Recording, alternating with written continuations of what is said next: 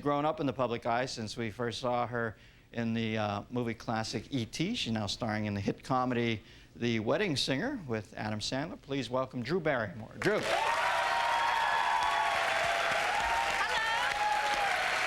Dearie. Thank you. You're over there. All right. How nice. I like that nice, like, onomatopoeic welcome. That was good. Well, I guess that's a euphemism for what I heard. I guess that's what the kids are calling onomatopoeic. Yeah. It read horny to me. I like to make up my own words, actually. That's a good one. Now, hey, congratulations. You had a... Thanks. 22 million. Yeah. It's pretty staggering. I mean, I like Adam. I know. I love Adam. That's why it million. makes me feel so good, because Adam's just so wonderful.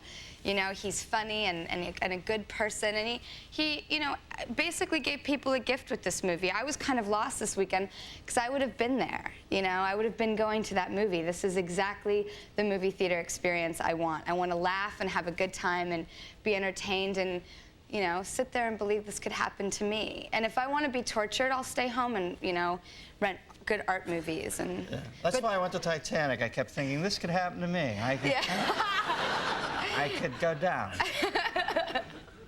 That one you have to go see on the big screen because it's all about the visuals. What, The Wedding Singer? The Titanic. Now listen, when I first met you, I remember meeting you in New York. Remember that joint on the west side, the Columbus? Oh, yeah.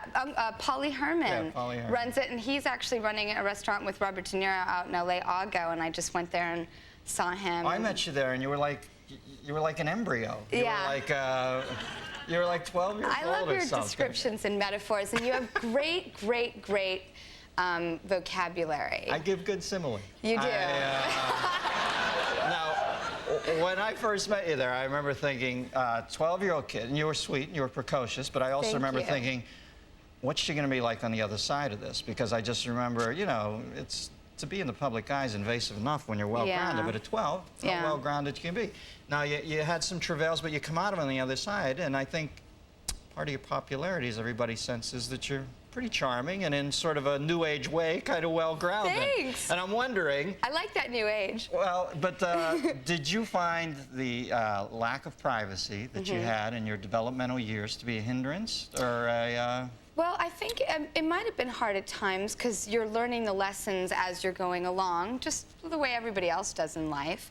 But I'm really glad because growing up into it, there was never a moment of this thing happening to me. So all the good that came to my life never changed me. That, for the fundamental consistent in my life, never changed. I would never trade that. Because I think it can, how can it not affect you when something big happens in your life? But I like being able to take it in, see it, and then move forward and just remain grounded. And it's very tough in a business where you are always in the public eye. You become self-conscious, you're worried about this and that, and rightfully so. But I tend to not think and worry about that stuff so much because I grew up in it, and I love that. I'm so grateful for that. Did you ever crave fame?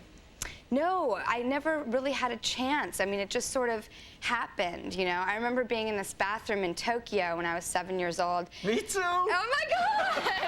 It was you! Oh, I tried to put it out of my mind till that moment. Then it all came back. I wish you were there. You would have, because we would have been laughing about this. And now, how do you remember that? Vividly. And I remember someone shoving autograph, like paraphernalia, pen and paper under the stall.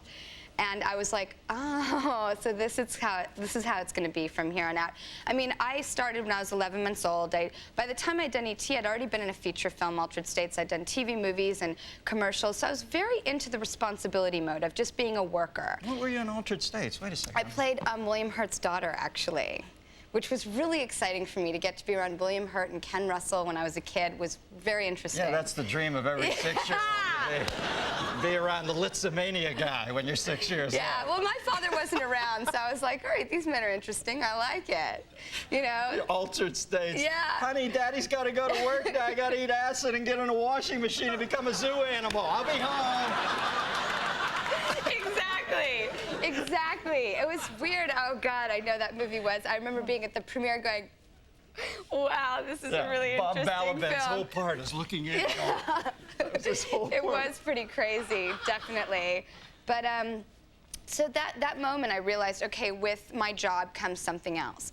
And it's just very rhythmic, it's very work-oriented, and you know, and that's good. I think that helps a lot, keep you grounded to realizing you're at work, and then when you get off work, you're yourself again. Although, here's the trick, people don't think that. So there is a balance and a dichotomy you have to work with. You have to remain just another person at the dinner table, but you also have to realize that, you know, people around you or outside of your friends might not realizing you're just being on dinner, and therefore the public thing remains. And you have to be conscious of that. But I think if you just sort of remain yourself consistently, you're not going to get in any trouble. You're going to be who you are, and that's, you know, that's going to save you. Okay, but right now, who you are happens to be a really famous person. And let's say times it feels like it's invasive. It feels a little onerous, the pressure. But let's say, hypothetically, I know this doesn't happen, or maybe it does in our business with a quickness, it's taken away from you. You're not famous anymore. Well, I've already been through that. Yeah? I already have. You know, when I was I can't remember 13, a time I didn't know you, though. 13, and, you know, my mother put me in a hospital, and it got broken out in the stories, and it was really intense. And I don't think I would have made that choice to go public, but because this man did it, thank God it influenced me to write a book and really figure out what philanthropy was. And that sort of motivated me for the whole crusade I'm on now in life. So in turn, that moment of fate was my destiny. What is that crusade now? I love Hollywood, but I want to, and it's a great place, and I love working in it, and it's just my favorite. And in fact, I want to get more involved in the game than ever, trying to produce and stuff. But it's not, it's a mortal created entity. It's not completely universal, so I want to use this platform, if I can, to do things for what I feel are more important: children, animals, environment, people, women, you know, sexual education, whatever. See, now I find that healthy when you can say, I want to get more involved in the game, because I'm so neurotic. I always feel like a complete fake when I say stuff about how I want to be in show business. Right. I always feel like I have to, and I think that's neurotic in its own right, because it is my business. I should be able to immerse myself somewhat in it. Yeah, and you don't want to have to play the Dark Prince syndrome, because that's no fun.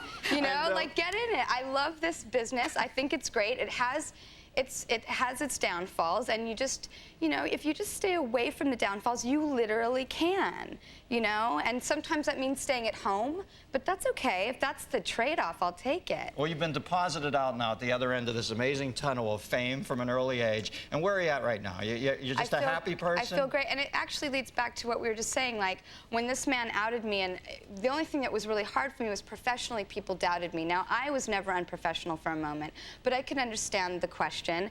And so when that all was taken away from me, and I had to really, really fight for years to get it back, that really made me a grateful person, and I realized how inconsistent it is, how important, you know, just your happiness is more than like the crazy, sharky grabbiness of the business. Because you've had the whole experience already, haven't you? I have, so I realized, like, okay, it can be taken away. You have to be grateful for this. This is a good thing, and you have to be responsible, keep working for it, be cool.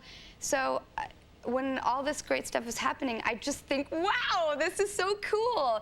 This is great, and thank you. And then I go to sleep and start again the next morning. Well, you know, I think that exuberance makes people happy for you. Thank you. Wherever your life has brought you, you lucky. seem happy. I really am. I have to do my little newscast. Will you stick around for the end of the show? Yeah. Drew Barrymore, ladies and gentlemen. Thank you.